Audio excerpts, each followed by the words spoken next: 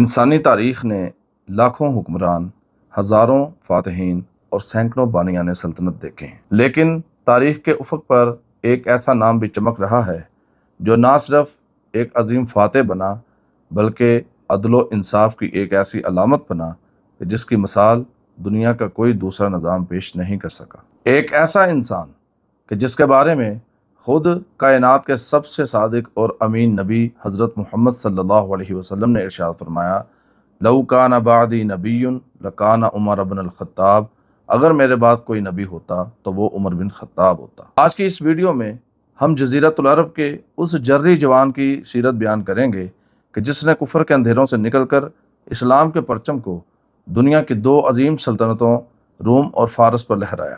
ہم دیکھیں گے کہ کیسے ایک سخت مزاج انسان تاریخ کا سب سے رحم دل حکمران بنا، جس نے دنیا کو فلاحی ریاست ویلفیئر اسٹیٹ کا پہلا عملی تصور دیا۔ آج کی اس ویڈیو میں آپ سیدنا عمر فاروق رضی اللہ تعالی عنہ کی زندگی، ان کے بے مثل کارناموں، ان کے عدل اور ان کی شہادت کی وہ عظیم داستان سنیں گے جو آپ کے ایمان کو تازہ کر دے گی۔ سیدنا عمر بن خطاب رضی اللہ تعالیٰ عنہ مکہ کے معزز قبیلے بنو عدی سے تعلق رکھتے تھے، جو قریش میں سفارت کاری یعنی ڈپلومیسی کے لیے مشہور تھا۔ وہ عام مکہ والوں کے مقابلے میں پڑھے لکھے، فن سپاہ گیری کے ماہر اور ایک مایہ ناز پہلوان تھے۔ ان کا رعب اور دبدبہ ایسا تھا کہ لوگ ان کے سامنے بات کرتے ہوئے جھجکتے تھے۔ جب مکہ کی دھرتی پر اسلام کا سورج طلوع ہوا تو سیدنا عمر اس نئے دین کے سخت ترین مخالفین میں سے ایک تھے۔ وہ اپنے آبائی دین اور قبیلے کی روایات کے تحفظ کے لیے مسلمانوں پر سختیاں کرتے تھے، لیکن دوسری طرف نبوت کے 6 سال مکہ کی گلیوں میں ایک دعا گونج رہی تھی۔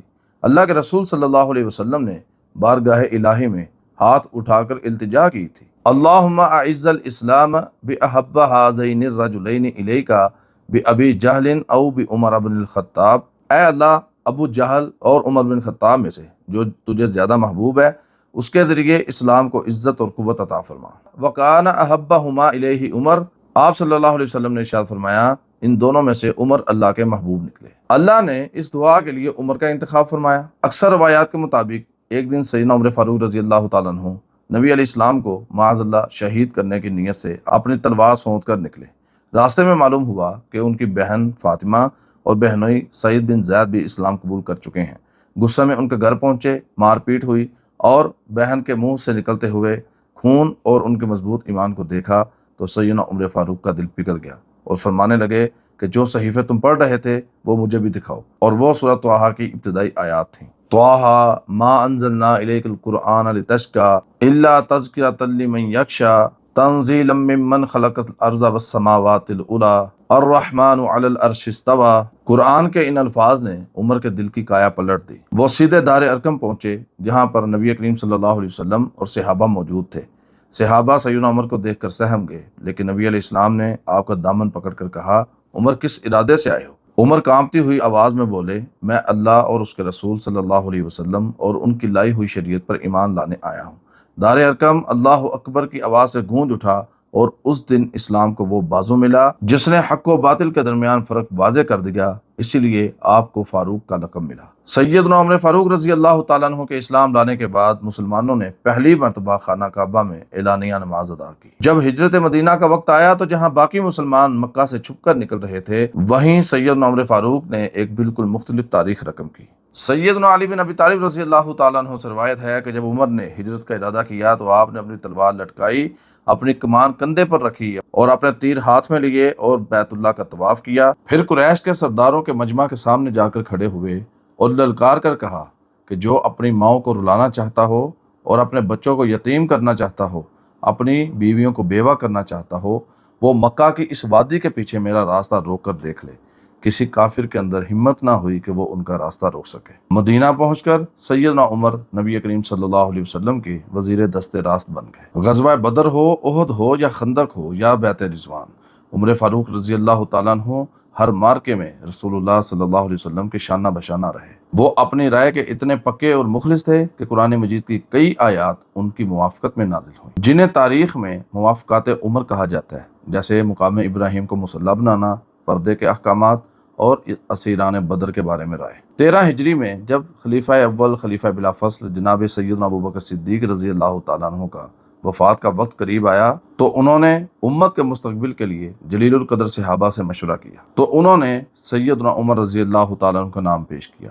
بعض صحابہ نے سیدنا عمر رضی اللہ عنہ کی سخت مزاجی کے بارے میں تشویش کا اظہار کیا، تو سیدنا ابوبکر صدیق رضی اللہ تعالیٰ عنہ نے ارشاد فرمایا، عمر کی سختی اس لیے تھی کہ میں نرم تھا، جب خلافت کا بوجھ عمر کے کندھوں پر آئے گا عمر خود بخود نرم ہو جائیں گے۔ سیدنا عمر فاروق رضی اللہ تعالیٰ عنہ نے جب منصب خلافت سنبھالا تو مسجد نبوی کے ممبر پر کھڑے ہو کر جو سب سے پہلا خطبہ ارشاد فرمایا وہ رہتی دنیا تک کے آنے والے حکمرانوں کے لیے ایک رہنما اصول ہے۔ انہوں نے فرمایا، اے لوگو، میری سختی اب نرمی میں بدل جائے گی، میں تمہارے حقوق کا چوکیدار ہوں، خدا کی قسم تم میں سے جو کوئی بھی مظلوم ہوگا میں اس کا حق ظالم سے چھین کر رہوں گا، چاہے ظالم کتنا ہی طاقتور کیوں نہ ہو، اور جو تم میں سے کوئی ظالم ہوگا میں اس کے گال کو مٹی پر رگڑ دوں گا یہاں تک کہ وہ حق کو تسلیم کر دے۔ یہ محض الفاظ نہیں تھے، بلکہ اگلے 10.5 سال تک دنیا نے دیکھا کہ تاریخ کا سب سے بڑا عادل کس طرح راتوں کو اٹھ کر مدینے کی گلیوں کی گشت کریا کرتا تھا تاکہ کوئی بھوکا نہ سو جائے۔ سیدنا عمر فاروق رضی اللہ تعالیٰ عنہ کا دور خلافت فتوحات کے لحاظ سے انسانی تاریخ کا سب سے سنہرا اور سب سے حیرت انگیز دور تھا۔ آپ کے 10 سالہ دور میں اسلامی سلطنت 22.5 لاکھ مربع میل سے بھی زیادہ رقبے پر پھیل گئی۔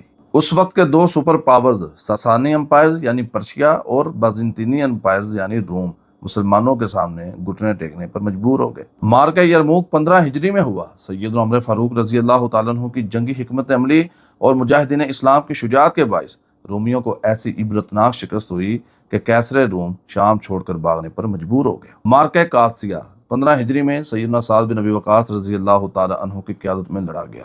مسلمانوں نے ساسانی سلطنت کے تکبر کو خاک میں ملا دیا اور مدائن جو کہ سلطنت فارس کا دارالحکومت تھا اس پر اسلام کا پرچم لہرا دیا۔ جب مسلمانوں نے بیت المقدس کا محاصرہ کیا تو وہاں کے عیسائی پادریوں نے کہا کہ ہماری کتابوں کے اندر جس فاتح کا ذکر ہے اگر وہ خود آئے تو ہم چابیاں اس کے حوالے کریں گے۔ سیدنا عمر مدینہ سے یروشلم کے لیے روانہ ہوئے۔ تاریخ گواہ ہے اس پورے سفر کے اندر ان کے ساتھ ایک اونٹ اور ایک غلام تھا۔ باری باری ایک شخص اونٹ پر بیٹھتا اور دوسرا نکیل پکڑتا۔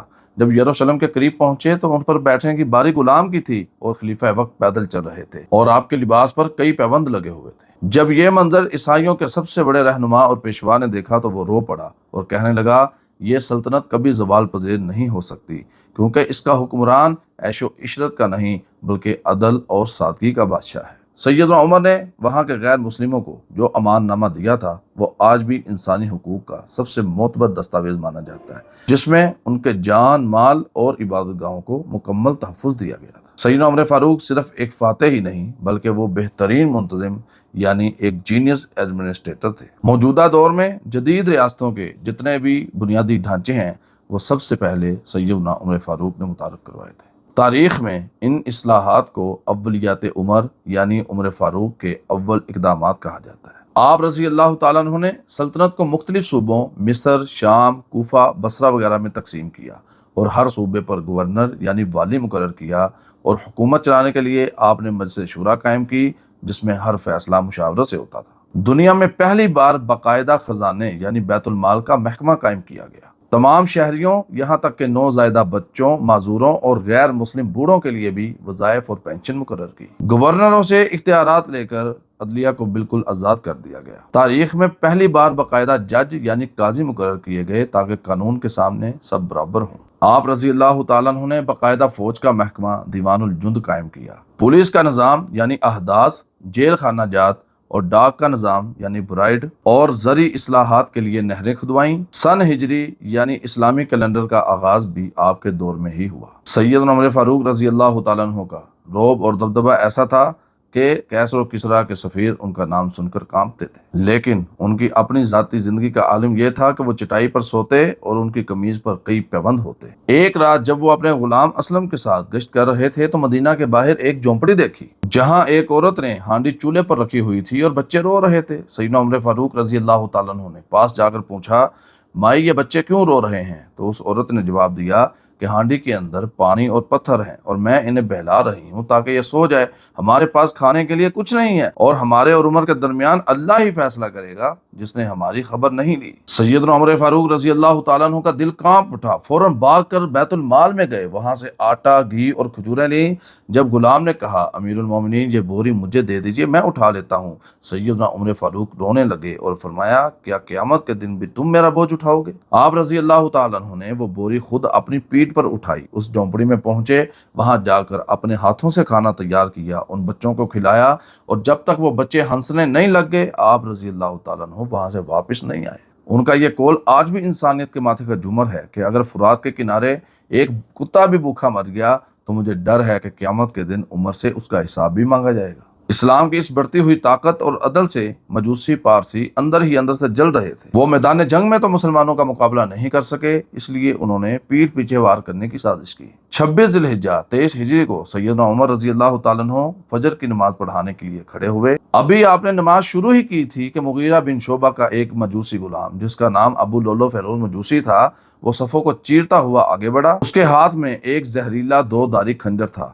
اس بدبخت نے سیدنا عمر فاروق رضی اللہ تعالیٰ عنہ کے پیٹ اور کندھے پر پیٹ در پیٹ 6 وار کیے۔ سیدنا عمر فاروق رضی اللہ تعالیٰ عنہ مصلی پر گر پڑے اور انہوں نے سیدنا عبد الرحمن بن عوف رضی اللہ تعالیٰ عنہ کو نماز مکمل کرنے کا اشارہ کیا۔ ناظرین، یہاں پر یہ بات غور کرنے کی ہے کہ یہاں پر بھی سیدنا عمر فاروق نے اپنی جان کی پرواہ نہیں کی، خود کو سنبھالنے کی بات نہیں کی، بلکہ نماز کو مکمل کرنے کی بات کی ہے۔ اور دوسری بات یہ ہے کہ لوگ آج سازش کرتے ہیں کہ سیدنا مغیرہ بن شعبہ سیدنا معاویہ رضی اللہ عنہ کے قریبی تھے، اس لیے انہوں نے مل کر شاید ان کو شہید کروا دیا۔ ایسا کوئی دعویٰ اہل سنت کی طرف سے نہیں ہے، اس لیے کوئی رافضی، کوئی مجوسی، کوئی سبائی ایسی غلیظ حرکت اور دعوے کرنے کی کوشش نہ کرے۔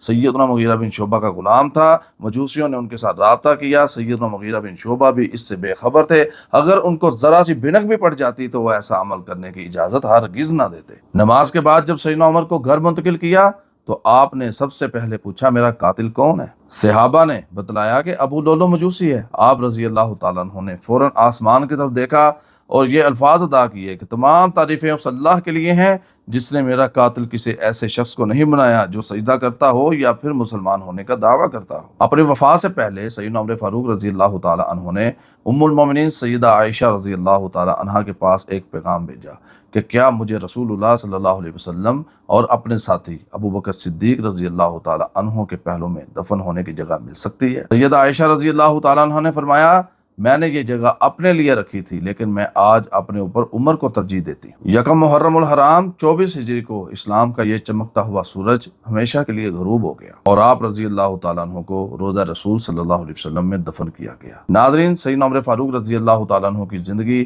تاریخ کا وہ روشن باب ہے جو قیامت تک آنے والے حکمرانوں کو سادگی، عدل، شجاعت اور رعا پروری کا سبق دیتا رہے گا۔ وہ ایک ایسے رہنما تھے جنہوں نے طاقت کو مظلوم کی ڈھال بنایا اور خلافت کو عیش و عشرت کی بجائے ایک ذمہ داری سمجھا۔ اور ایک شعر علامہ اقبال نے کہا جو کہ سیدنا عمر فاروق رضی اللہ تعالیٰ عنہ کی شخصیت پر پورا اترتا ہے، جس سے جگرے لالا میں ٹھنڈک ہو وہ شبنم، دریاؤں کے دل جس سے دہل جائیں وہ طوفان۔ سیدنا عمر فاروق مظلوموں کے لیے شبنم اور ظالموں کے لیے طوفان تھے۔ اللہ تعالیٰ ان کے درجات کو بلند فرمائے اور اللہ ہمیں دوبارہ ان جیسا حکمران نصیب کرے۔